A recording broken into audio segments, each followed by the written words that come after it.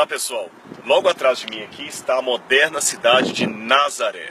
Nazaré é conhecida nos tempos bíblicos por ter sido a cidade que abrigou o Salvador, o Senhor Jesus. Foi ali que ele passou a sua infância, a sua adolescência, embora ele tenha nascido em Belém. E foi daqui também que ele foi expulso e rechaçado, tendo que ir para o lado da Galileia e morar em Cafarnaum, por onde nós já passamos em algumas meditações atrás. Ali, mais ou menos nessa região, morava o Cristo. Agora imagine, uma cidade que na época do Senhor era menos que uma vila, mas hoje próspera e que vive do turismo de pessoas do mundo inteiro que vêm aqui para conhecer o lugar onde esteve o Salvador. Deixe-me falar com vocês um pouco a respeito da Nazaré dos tempos de Cristo. Ela era muito pequena, como eu falei, é até difícil falar se poderia chamá-la de cidade.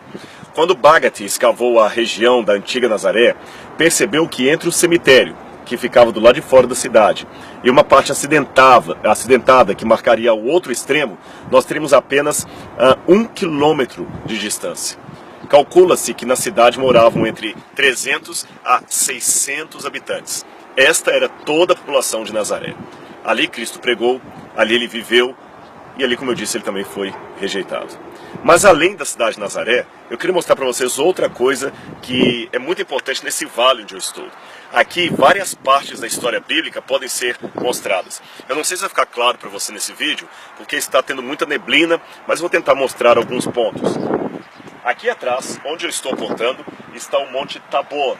O Monte Tabor, segundo a tradição, seria o local onde Jesus teve a transfiguração diante dos seus apóstolos, onde Moisés e Elias aparecem com ele sobre o monte.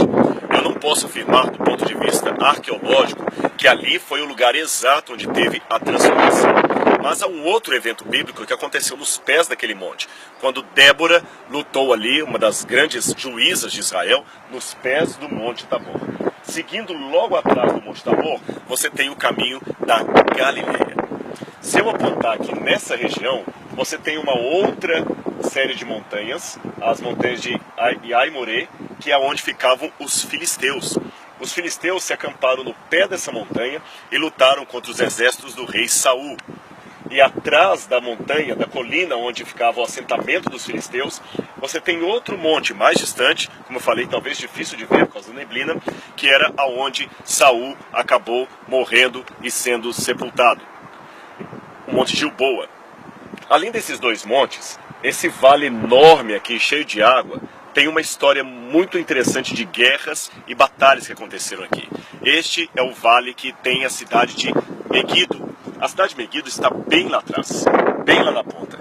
E junto à cidade de Meguido, existe uma outra montanha muito importante, muito famosa, que é o Monte Carmelo. E por que eu estou fazendo referência ao Monte Carmelo? No Monte Carmelo, houve uma batalha espiritual muito grande, envolvendo o profeta Elias e 400 profetas de Baal. Ali Elias desafiou o povo a decidir quem era Deus, o Senhor ou Baal. Naquela batalha espiritual, o bem venceu. Deus lançou seu fogo do céu e provou no sacrifício ali que o único Deus verdadeiro é o Deus de Abraão, de Isaac e de Jacó. Agora é interessante que essa batalha do Carmelo, essa batalha espiritual, como eu falei, ela é retomada no livro do Apocalipse. Por quê? O Apocalipse fala que haverá uma grande batalha de cunho espiritual num lugar chamado Armagedon.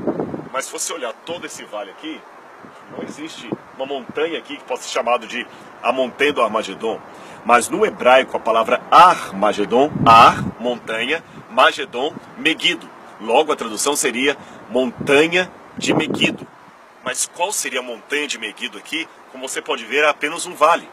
Ora, nos tempos bíblicos, havia o costume de dar o nome de um local pela geografia onde aquele local estava. Por exemplo, o mar de Tiberíades era chamado também de Mar da Galileia, porque ficava na Galileia. Da mesma maneira, o Monte Carmelo, que fica na região de Meguido, pode ser chamado de o Monte de Meguido, a montanha de Meguido, ou Ar-Meguido, Armagedon. Logo, este conflito entre as forças do bem e do mal, previsto no Apocalipse, tem como pano de fundo o conflito travado com os profetas de Baal em nome do Senhor e com a vitória dada ao profeta Elias. Já que eu falei de batalha, de guerra espiritual, deixe-me fazer uma reflexão para você. O nome de Deus para os islâmicos é Alá, correto? E a palavra islamismo significa submisso a Alá, submisso a Deus. Mas quando você vai pegar a palavra Israel, o sentido dela é um pouco mais difícil de aceitar. Israel significa Ish, homem, Ra, lutou, El, Deus. Israel, o homem que luta com Deus. Para fazer uma referência à luta que Jacó teve com o anjo no Vale do Jaboque. O homem que lutou com Deus. E a Bíblia mostra vários episódios em que Deus luta com os seres que ele chamou para si. Deus lutou com Moisés. Houve uma vez que Deus queria até matar Moisés. Deus lutou com Elias. Deus lutou contra vários outros ali. Porque a Bíblia mostra um Deus que luta com os seres humanos. Olhando assim, vista grossa, parece que o nome do islamismo é mais bonito que o nome Israel. Submisso a Deus. O homem que luta com Deus. Percebeu a diferença? Por que Israel não significa simplesmente submisso a Deus, mas o homem que luta com Deus? É porque o Deus da Bíblia entende, em primeiro lugar, que os seus filhos não são seres que submetem sem uma resistência. Deus sabe que nós temos um livre-arbítrio. E Deus, às vezes, age conosco como uma mãe que fica tentando segurar uma criança que não quer parar quieta no seu colo. Uma pessoa que não tem filhos, ao ver uma mulher lutando com um bebê ou com uma criança no avião porque ela quer descer ali, pode pensar, puxa, uma criança irrequieta como esta, eu daria um soro nela para dormir e ela dormiria a viagem toda. Mas nenhuma mãe quer ter um filho para ficar sem falar, só dormindo. Assim ela compraria um boneco, não teria um filho. É lógico, não estou aqui defendendo aquelas que não sabem educar as suas crianças. Eu estou dizendo que mesmo que você dê uma educação boa para os seus filhos, há crianças que são mais inquietas, mais voluntariosas. É verdade, algumas são até hiperativas. Neste caso, a mãe prefere ter o filho inquieto, mas vivo, e ela tentando controlá-lo, do que ter apenas um boneco. Deus também não nos quer como bonecos. Ele sabe que nós resistimos. E como uma mãe que segura o filho porque não é hora dele andar no corredor, ele pode se machucar, Deus também nos segura. E ele segura firme porque ele sabe que nós resistimos. Por isso que Deus permite lutar conosco. E anote uma coisa aí para não esquecer nunca mais. O grande conflito entre as forças do bem e do mal é um conflito de humildade de Deus. Sabe por que eu digo isto? Se Deus lutasse contra o mal usando todas as forças de Deus, não haveria luta. Imagine um gigante lutando com uma formiga. Não faz sentido. Se existe um grande conflito entre as forças do bem e do mal, é que Deus não está usando toda a sua força de Deus. Se ele usasse, eu repito, não teria guerra, não teria conflito, porque ninguém poderia resistir ao poder de Deus. Mas Deus, que é onipotente, ele se faz diminuído.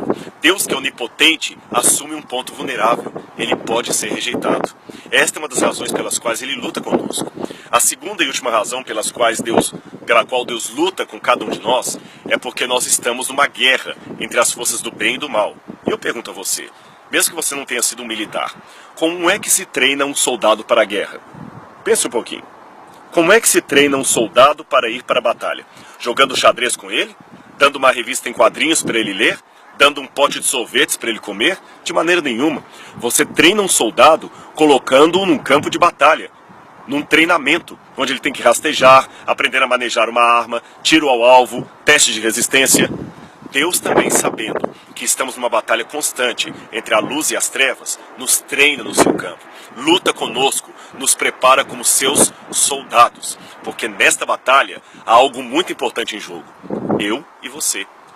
Temos uma guerra, meu amigo, entre as forças do bem e do mal, e ambos os lados querem você. Deus quer você, mas as trevas também querem você. Deus ama você, as trevas não amam você, mas elas querem roubar você de Deus. Então eu aprendo que, mesmo que o nome Islã, submisso a Deus, soe agradável, a realidade me aponta mais para a guerra com Deus, Israel. Porque eu estou numa guerra, mas eu quero estar do lado de Deus. Porque quem está do lado de Deus sabe que a vitória é certa. Esta é a promessa que está no Apocalipse, ao falar da profecia do Armagedon. E quando eu vejo hoje a planície do Meguido e a montanha do Carmelo logo lá na frente, eu me lembro que o bem sempre vence. E eu peço a Deus nesta manhã aqui em Israel, Senhor, nesta batalha, eu quero estar do seu lado. Porque a palavra Shalom, em hebraico, significa muito mais do que paz. Shalom significa prosperidade, segurança, vitória final. Em outras palavras, Deus declara guerra ao mal para estabelecer a paz. Deus declara guerra ao mal para estabelecer sua shalom. Um grande abraço e que Deus abençoe a cada um de vocês.